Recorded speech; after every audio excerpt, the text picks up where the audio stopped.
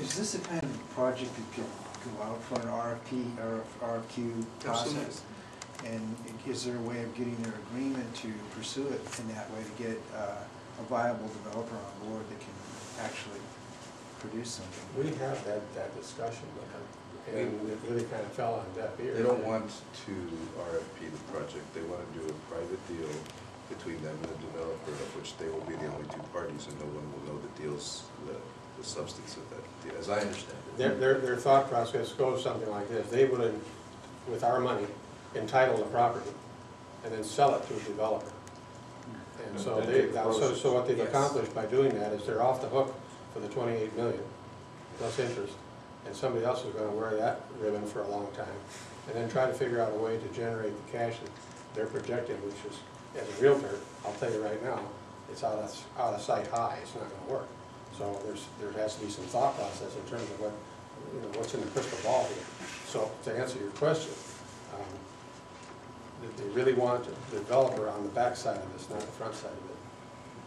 Well, this is kind of to me, I've been trying to educate myself, trying to learn as much as I can about this so I can be more knowledgeable in discussions. But it's amazing. It's amazing.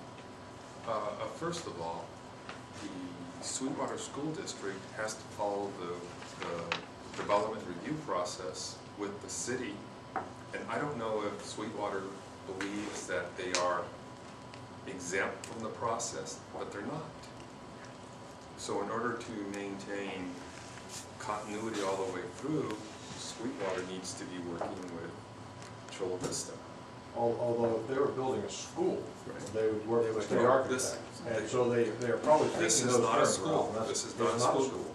But they haven't made that equation or thought process connect yet. And right. That's why, when Chris asked me to join the subcommittee, I'm very willing to do this, because I think that there's a lot that we can do. I've done some research in the government code and specific requirements, and I think one of the people in Chula Vista City staff who's very knowledgeable and who educated me was Miguel Tapia.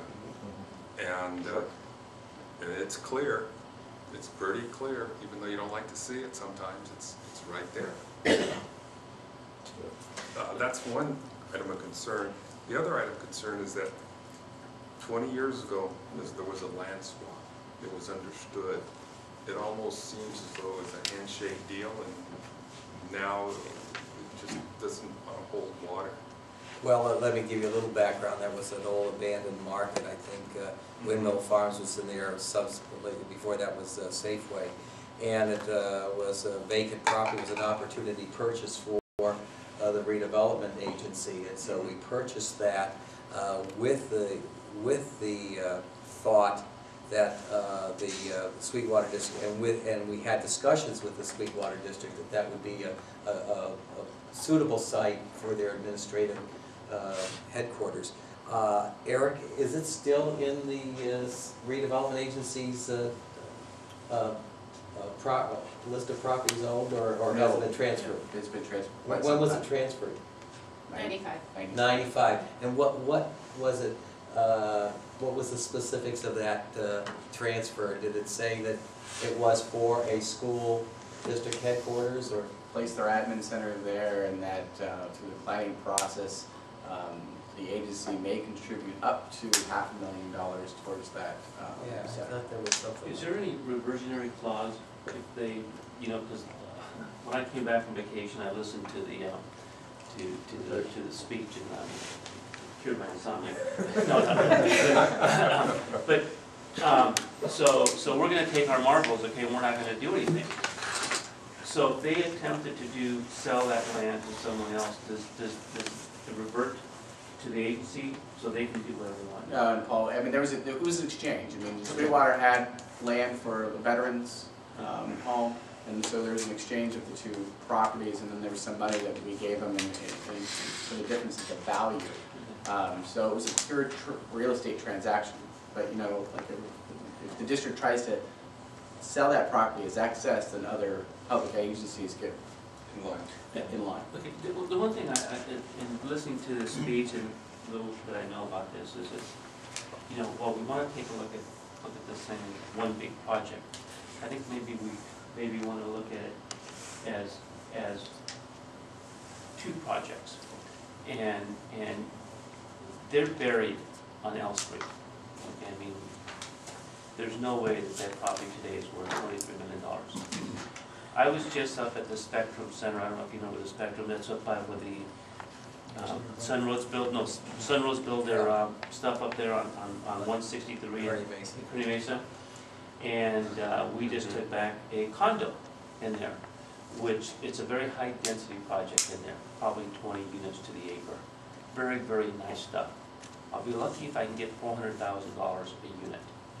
Okay, so think about what kind of prices they have to get on those 23 acres to justify their land prices. So their board has to have a mature discussion and write the land down. Now, I don't know if they're capable of doing it, if they're allowed to do that. But the land today is, to me, is not worth $28 million. And so that's not going to be anything that's going to happen, I don't think, and even in our company, we're projecting another 3 to 4 years of bad time. So that means that no one's going to turn a shovel of dirt for probably 4 to 5 years.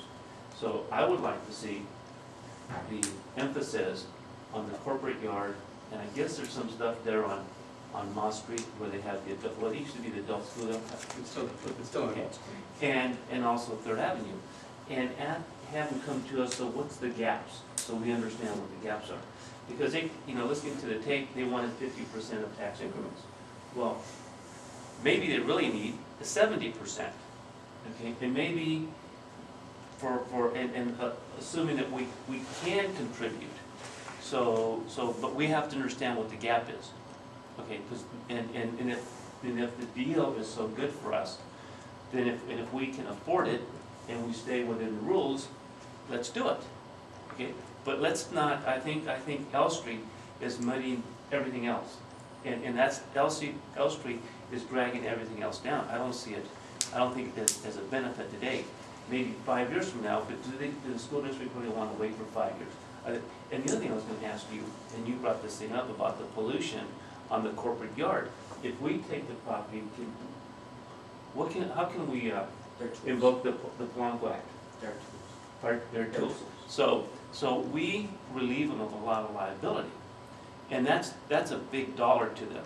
So I don't, to me, their threats that they're going to take their marbles and go home. You know what? Go ahead and take all. We keep all the boulders. You take all the peewees, okay? Because they need us more than we need them. Because the only thing that they can do to us if we commit those kind of dollars is they can bring us down. They can't lift us, okay? And as much as I want to see that parcel right down the street developed, we can't afford it, and that's a big, big risk. So my recommendation is that they give us the gaps on the 3 projects, and then we'll deal with L Street individually. I hear all of this, but there's 2 things we need to be aware of. Number one, there's a gap, all right, and the gap happens to be between the people who are proposing it and the Board of Trustees. My opinion is the Board of Trustees haven't a clue what's going on here. It's going to take a major educational effort on our part to break through that, so that everybody is singing from the same sheet of music in a very intelligent way. And the second part is that L Street is their Achilles heel right now, and that's the only thing that they're hanging their hat on. So we've got to be real smart in this whole thing, and we've got to get to the Board of Trustees. We can't do it with those 2 gentlemen that came here a month ago. That will not fly, okay? Just understand that. That's our challenge. Would you agree, Eric?